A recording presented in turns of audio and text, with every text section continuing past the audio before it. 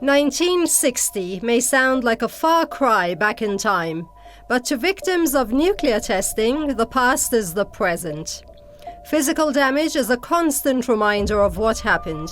The victim was Algeria, and the perpetrator its colonial master of the time, France.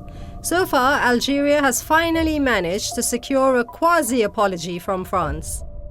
To hear how much more it can expect of the West European Mediterranean state, stay tuned with Africa Today.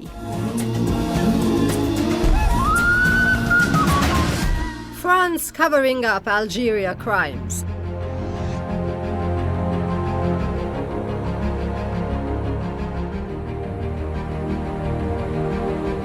Algeria has made a national memory file to keep its suffering on record as an open case that can demand compensation. It will make no compromise on settling its issue of national memory with France, said its president, Tebboune. He adopts a positive diplomatic tone in his interview with a French reporter, however. I think he was very receptive, really understood the request by Algeria. It's a necessity for us. I've said this several times. For that matter, we just established a special television channel, a remembrance channel, a memorial channel. We have a memorial day. He himself, President Macron, was courageous enough to say what others have not said. President Macron said, he was the first to say, that colonization was almost a crime against humanity. The crimes are older than nuclear ones, as they were committed throughout the French colonial era of 1830 to 1962. France made a small gesture of goodwill by returning 24 skulls of Algerian resistance fighters from 170 years ago. They had been taken to France as souvenirs by French officers and were now returned from display to be buried in Algiers on Sunday, 18th of July. But reconciliation is incomplete, as France even refuses to hand over its maps of nuclear tests in Algeria so that the Arab African state can decontaminate affected areas. Never mind compensation, just clean up the mess, so to speak. Edward Corrigan is an international human rights lawyer joining us on Skype from London. Press TV asked him, around 5 million Algerians are estimated to have been killed by the French colonial authorities. France has found it less than easy to give Algeria a full apology even over crimes against its people. What's the reason for this intransigence? Macron has refused outright to apologize for the France's history, and it's probably because they're concerned about, the international embarrassment and admitting that they were guilty of horrific crimes, of war crimes. But it's, again, a double standard where the winners or Western powers don't want to subject themselves to international law and other law that would apply to them, and they don't want to look at the dark side of their own history. The United States has never compensated Vietnam for the terrible things that they did, and I think it took them years before they admitted that there was the American soldiers who were exposed to Agent Orange were also eligible for some sort of help from the American government. It's a job we've done before in our history, and I believe we can do it again. The Sahara Desert near Regan, about 700 miles southwest of Algiers, the site chosen for France's first A-bomb test. The atomic device was exploded on top of a metal pylon 350 feet high. The film record has been heavily censored by the French authorities, but this picture is impressive evidence of the bomb. It was on the 13th of February 1960, just past 7 a.m., when France tested its first nuclear bomb named Je Bois Bleu over Regain, a small town in the middle of the desert. At the time, the French authorities explained that the tests were being conducted in uninhabited and deserted areas. However, at least 20,000 people were living at the sites, which still to this day have to be fully decontaminated. The explosion was 4 times the power of the Hiroshima bomb. All precautions were taken so that neither the populations close to nor the populations distant from the site of the explosion were exposed to any danger. ne soit exposé à aucun danger. This French veteran served in Algeria. If he looks okay, it's because of extensive plastic surgery. Gerard Delac is a Gerbois Bleu victim. But he is one of the first few to have received some compensation by the French state after years of tireless efforts, largely led by the Association of Veterans of Nuclear Tests. These Algerian veterans don't sound like they'll be seeing a penny anytime soon. قلنا استمع كما العادة كما قالوا لنا على 5 وعطونا أمر من عندهم قالوا وقت نقول لكم سقطوا على الأرض واجعلوا يديكم فوق عينيكم يعني مثل لا الشمس ولا القمر كما قال. Algeria's final expectation is still both decontamination and compensation to victims, although many will already have died from the progressive effect of contamination along the way. However, Tebboune seems to be allowing the French baby steps towards the goal. It would provide for an appeasement, calm the climate, make things more serene for our economic relations, cultural relations, for good neighborly relations. After all, there are 6 million Algerians that live in France that can make a contribution there and a contribution here. Boualali worked for the French military. منسية القضية هذه تماما منسية تماما نحبوا المسؤولين تاوعنا الله يعمل مولانا ينصرهم في الوقت الحاضر ينوضوا يقوموا بالصح ويحاسبوا فرنسا اللي راهي دارت أكبر جريمة في العالم. President Tebboune said in May that relations with France will not be upgraded without taking into account history and addressing the colonial memory issue. Do you think France will give in to Algerian pressure? Unfortunately, I don't think so, because Algeria is, not in a position to pressure France. It would have to be because of public opinion, or France developing a conscience to sort of show shame over what they did during the colonial period. So it is unlikely that France will do that. It wasn't an isolated incident. Between 1960 and 1966, France conducted several nuclear tests in the Algerian desert, 4 on the ground and 13 underground. As Algeria celebrated its 59th anniversary of independence from France in July all these decades later, its Minister of Mujahideen and Right Holders of Algeria, France, Zetouni, had to mention incensed that France refuses to hand over a map of places where nuclear explosions took place in the Algerian desert, when Algeria had requested them in April. Algeria won its independence on the 5th of July, 1962. Why would France be refusing to hand over the maps? Is it covering up for its illegal activities? I think maybe some Frenchmen are also still angry and bitter that France left Algeria and they wanted to make it part of France. There was a large settler population that was sent from France to Algeria to try to, to turn it into like an appendage of France itself. So yes, I think they are trying to cover up illegal activity, and of course the testing of nuclear weapons. It would be prohibited under international law, especially if it's in a territory that's not yours, like a colony. And quite frankly, it's also very dangerous because there's lots of people living in Algeria, and it's even close to France, actually. There must have been nuclear fallout and stuff that would have affected even, neighboring countries in Africa and possibly even France. It's not that far across the Mediterranean. If the wind changes direction, it's going to blow nuclear fallout into France itself.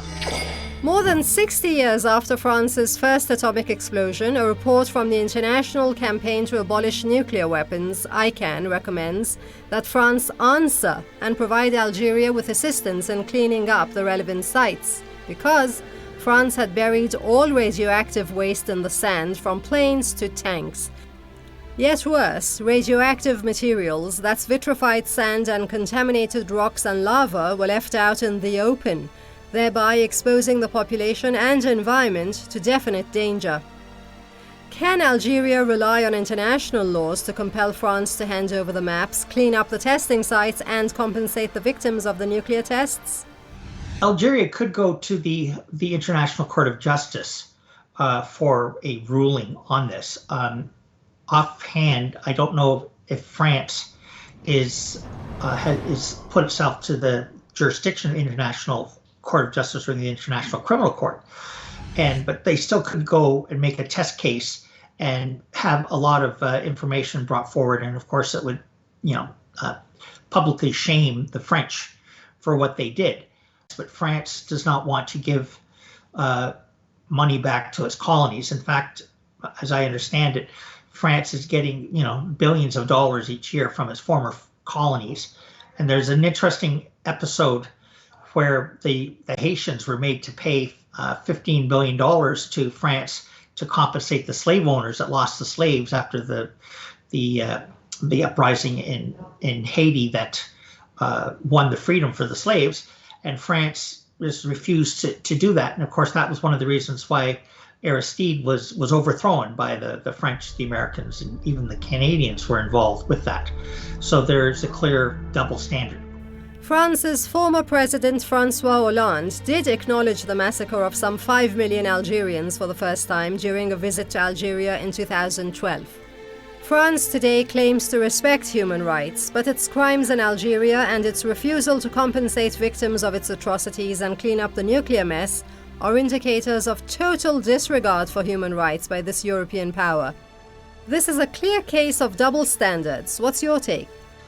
Well, it's hypocritical of France. They only want to enforce human rights if it gives them a political weapon to use against their own enemies or opponents. For example, France is making a lot of complaints about human rights violation or alleged human rights violations in Syria, but it's a political weapon that the Americans and the French and the British use against the world, where they have selective application of the law. If it's in their interest to support a human rights violator like Saudi Arabia, they do so.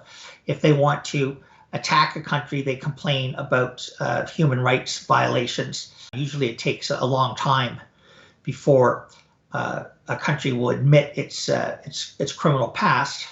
But in France, it's probably too recent because France got kicked out in the early 1960s from Algeria, but there are probably still people alive today that had served there, and there was a very strong movement in France to support the subjugation of Algeria, and it was de Gaulle then that took the French settlers out of Algeria and brought them back to France, which was an issue that was being very much complained about by the former French settlers and even elements in the French army.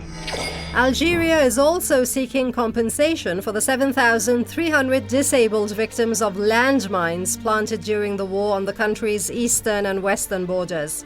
The country's Labour Minister El Hashemi Jaboub actually declared France our traditional and eternal enemy. Although, looking at the president today, Algeria seems to be taking a step back to give France the chance to do the right thing. If it does, the two countries can advance their diplomatic relations. That is a condition set by Algeria.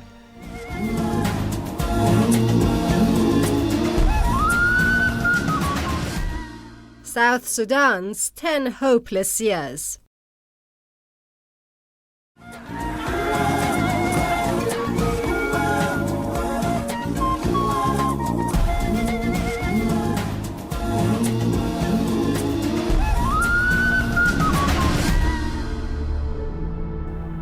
It should have been a scene of jubilation.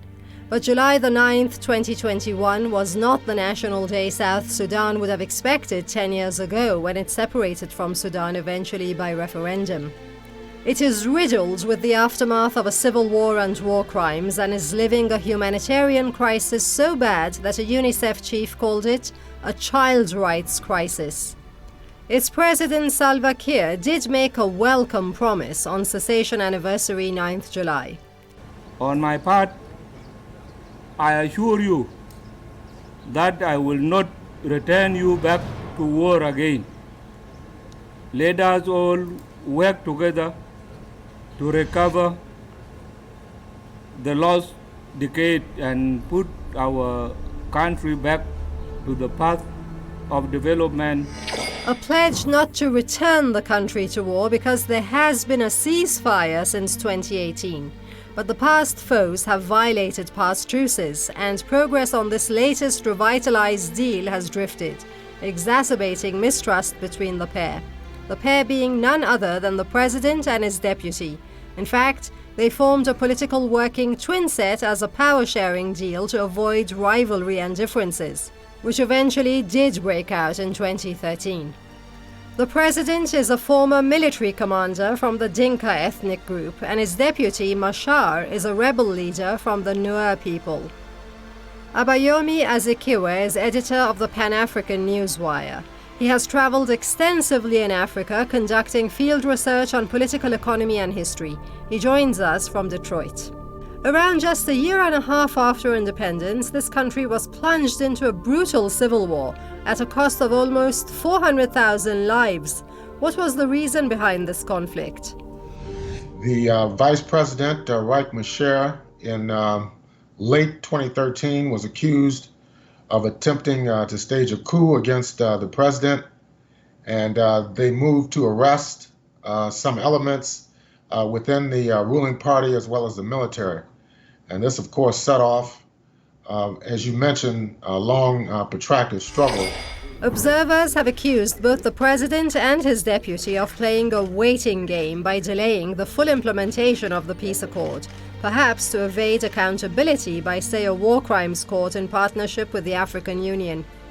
2.27 to 4 million people were displaced by the war, and the country remains in the firm grip of political instability, economic malaise, and an acute hunger crisis.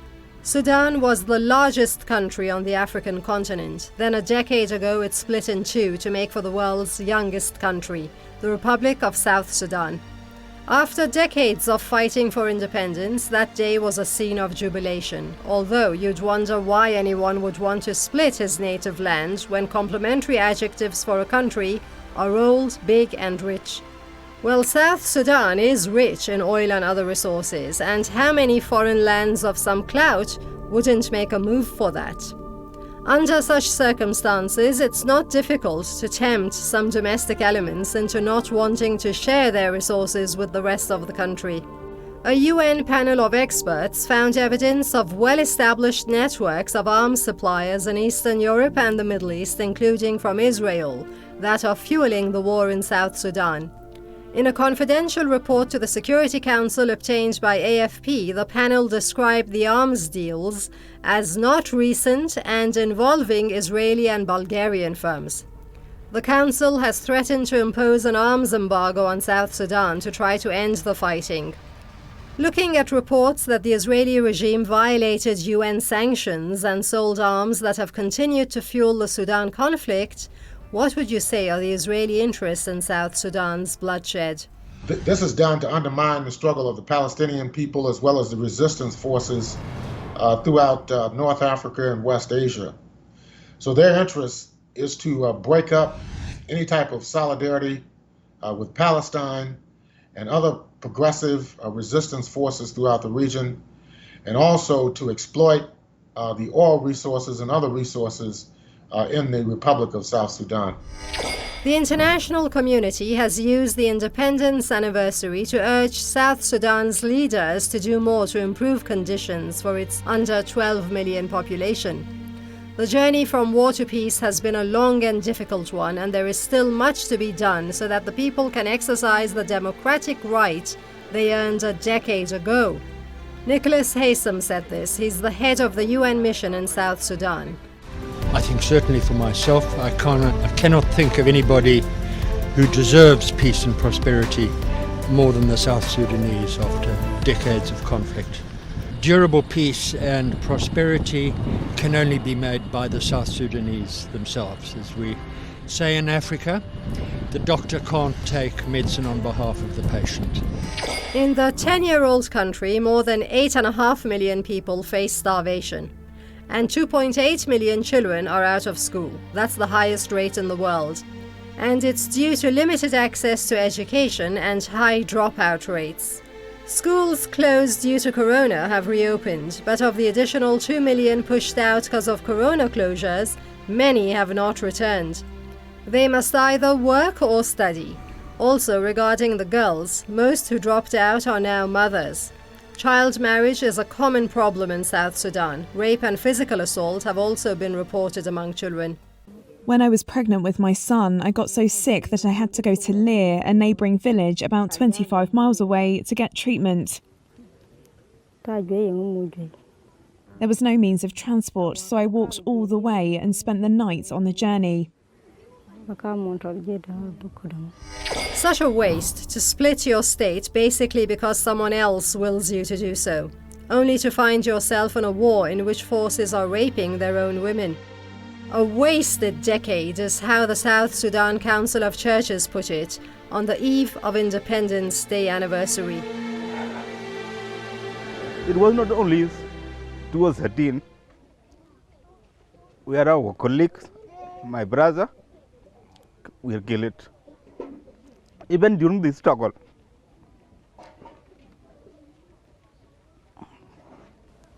my brothers, they were also killed. Which other foreign countries might be interfering in this resource-rich country, and what are their objectives? There's also the State of Israel, which had armed the SPLA, the Sudan People's Liberation Army, and also has strong diplomatic relations between the capital of Juba and Tel Aviv.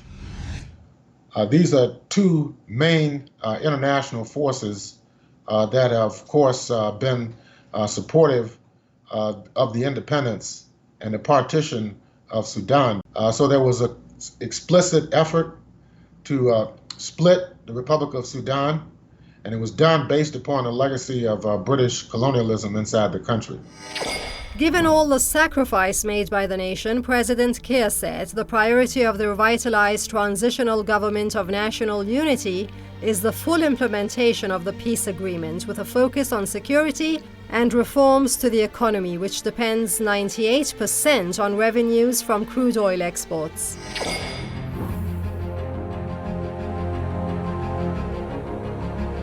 To offer him the best treatment, which was amputation.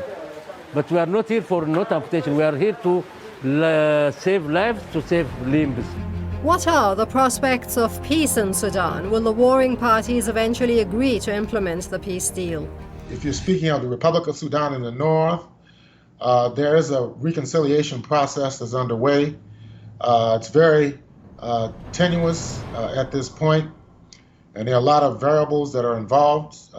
Still, you have the U.S., you have the State of Israel, you have Saudi Arabia, you have the United Arab Emirates. They're all attempting to influence the internal affairs of both the Republic of Sudan in the north as well as the Republic of South Sudan in the south. And regard to the peace agreement in the south, largely depends upon the discipline and the willingness to resolve these differences among the followers of Riek Machar and Salva Kiir, who have the two largest political blocs in the Republic of South Sudan. But Israel, as well as the United States, has to provide both Sudan and South Sudan with the political space that it needs to resolve their own internal differences.